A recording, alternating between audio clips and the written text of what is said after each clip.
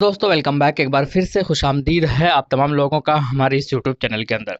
आइए दोस्तों बात करेंगे इस वीडियो के अंदर कि बिहार के अंदर एआईएमआईएम ने आरजेडी के लिए एक प्रपोजल रखा।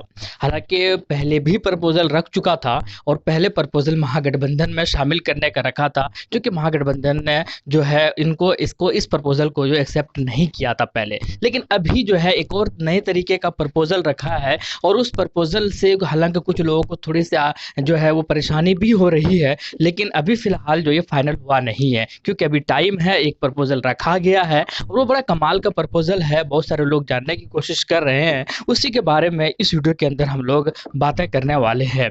तो जी हाँ, जो नए हैं वो बराए मेहरबानी ज़रूर please please please please subscribe कीजिएगा और वीडियो को ज़रूर लाइक कीजिएगा। चलिए शुरू करते हैं दोस्तों। जी हाँ, बात करते हैं हम लोग बिहार के अंदर एआईएमआईएम चुनाव लड़ रही है, सबको पता है, पूरे हिंदुस्तान को पता है। और वाहिद ऐसी पार्टी है एआईएम की पार्टी, ये किसी भी स्टेट के अंदर अगर लड़ती है तो इसके लिए पूरे हिंदुस्तान के अंदर ही नहीं बल्कि हिंदुस्तान के बाहर से इनके लिए लोग दुआ करते हैं। आखिर कुछ तो होगा इसके अंदर, इस पार्टी के अंदर कुछ तो सिफत और कुछ तो खासियत, कुछ तो वर्चू होगी इस पार्टी के अंदर जिनके लिए इतने सारे लोग बड़ी शिद्दत के साथ, चाहे वो उस पार्टी से ताल्लुक रखते हो या ना रखते हो, चाहे उस जगह से ताल्लुक रखते हो या ना रखते हो, लोग इनके लिए दुआ करते हैं। यही नहीं, ना सिर्फ दुआ करते हैं, बड़ी शिद्दत के साथ ख्वाहिश रखते हैं कि एमआईएम की जीत हो और वो अपने पूरी तरीके से पूरी मेहनत भी करते हैं, चाहे वो दुआ के जरिए हो, चाहे वो प्रमोट के जरिए हो, चाहे फिर सोशल मीडिया पर प्रचार ही के जरिए क्यों ना हो। लेकिन बात करेंगे बिहार के अंदर ही एक विधानसभा जहां पर एआईएमआईएम ने चुनाव लड़ा, हालांकि काफी सुर्खियों में रहा है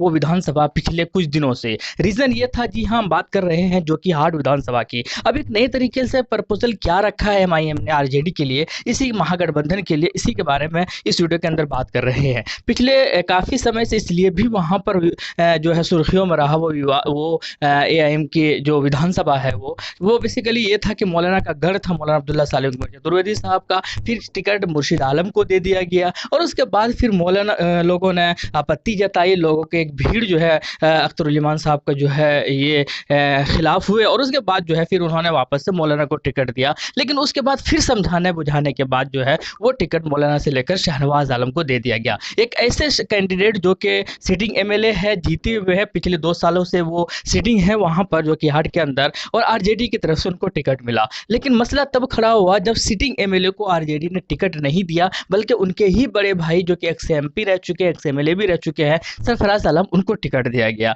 अब दो भाइयों, उसके बाद फिर क्या हुआ कि शहनवाज आलम ने डिसाइड किया कि वो खुद से इंडिपेंडेंट होकर चुनाव लड़ा जाए। लेकिन कुछ लोगों की ये सजेशन कि अकेले चुनाव लड़ने से वोटों का बंटवारा होगा, इसीलिए आप अप्रोच कीजिए एमआईएम को। उन्होंने एआईएम को अप्रोच किया और कई बार अप्रोच करने की कोशिश भी की, कई बार उनको रिजेक्ट किया, लेकिन फाइनली जो है सलाह मशवरा करके आपस में एआईएम की पार्टी ने मौलाना को समझा के, मौलाना को बुझा के और मौलाना ने सेक्रीफाइसेस देते हुए जो है शहनवाज आलम को टिकट दे दिया। अब उसके बाद जो है शहनवाज आलम और सरफराज आलम दोनों ही एक ही घर का बेटा है, यानी कि दोनों ही एक जो फादर थे, पिता हुआ करते थे, वालिद साहब थे तस्लीमुद्दीन, वो बड़े काबिल होनहार वहाँ के पूरे सीमांचल की जो है गांधी कहलाते थे। अब ऐसे लीडर के दो बेटा और दोनों के ही जो है अपना अपना क्षेत्र में पकड़ है, एक सिटिंग एमएलए है तो एक एक्स एमपी भी, एक्स एमएलए भी है। अब दोनों के बीच में जो है वोटों का बंटवारा या अपना अपना एक दल होगा, अपने अपने लोगों का एक सपोर्टर्स होंगे। अब ये बहुत सारी चीज़ें निकल कर आ रही थी, कुछ लोग निगेटिव फीडबैक भी दे रहे थे जबकि कुछ लोग जो है पॉजिटिव भी दे रहे थे। कई बार जो है महागठबंधन के लोग भी सपोर्ट में ज़्यादा आ जा रहे थे, जबकि कई बार जो है एआईएम के सपोर्टर्स ज़्यादा निकल कर आ रहे हैं। इसीलिए इसी को हुए कि वोटों इसका फायदा किसी और को ना मिल जाए, इसीलिए एआईएमआईएम ने प्रपोजल रखा। जी हाँ, एआईएमआईएम को रिप्रेजेंट करने वाले शहनवाज आलम जिनको टिकट दिया गया है जो कि 8 से, उन्होंने प्रपोजल रखा। प्रपोजल क्या रखा? उन्होंने कहा कि आप जो है हमें समर्थन दीजिए। आप अपने बड़े भाई को कहा कि आप समझदार है, बड़े दिग्गज नेता है, बड़े होनहार है, इसीलिए वक्त का तकाजा है और हालात का ये मांग और डिमांड है कि आप हमें जो है समर्थन कीजिए, आप एमआईएम को समर्थन कीजिए असेंबली के अंदर, क्योंकि असेंबली के अंदर जो कि हाड़ विधानसभा के अंदर पिछले कई सालों से बहुत ज़्यादा तादाद में मेहनत हुआ है। और आपको भूलना नहीं होगा, लगभग 78% के आसपास मुसलमानों की आबादी है जो कि हाड़ के अंदर। इसीलिए आप जो है सरफराज आलम से रिक्वेस्ट किया एमआईएम ने, यानी शहरबाज आलम ने, कि आप जो है एमआईएम को सपोर्ट कीजिए, समर्थन दीजिए असेंबली चुनाव के अंदर,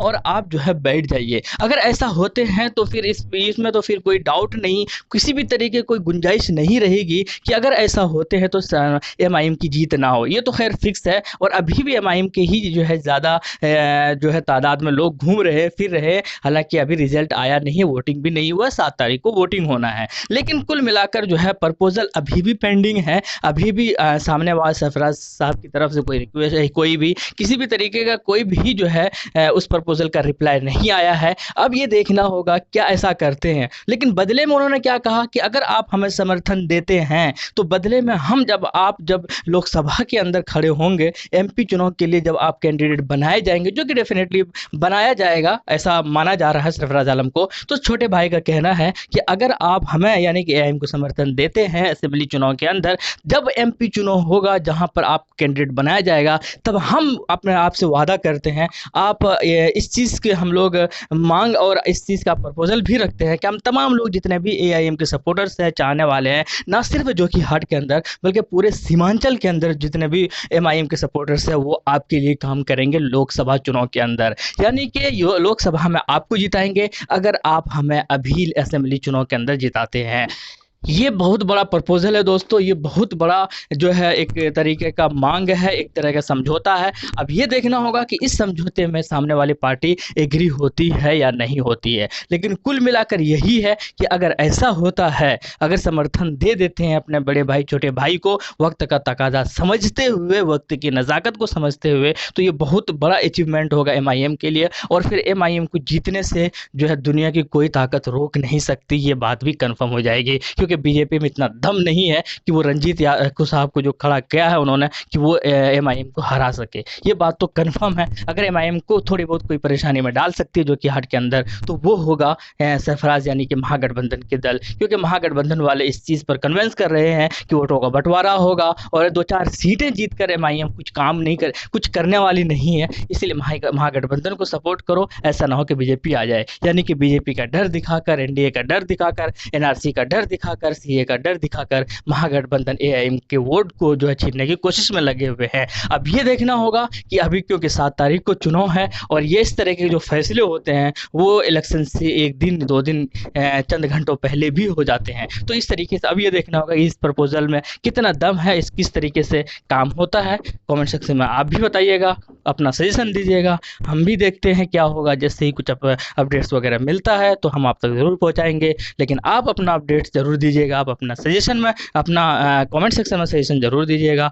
और मिलते हैं हम लोग नेक्स्ट वीडियो में। थैंक यू, जय हिंद, लव यू।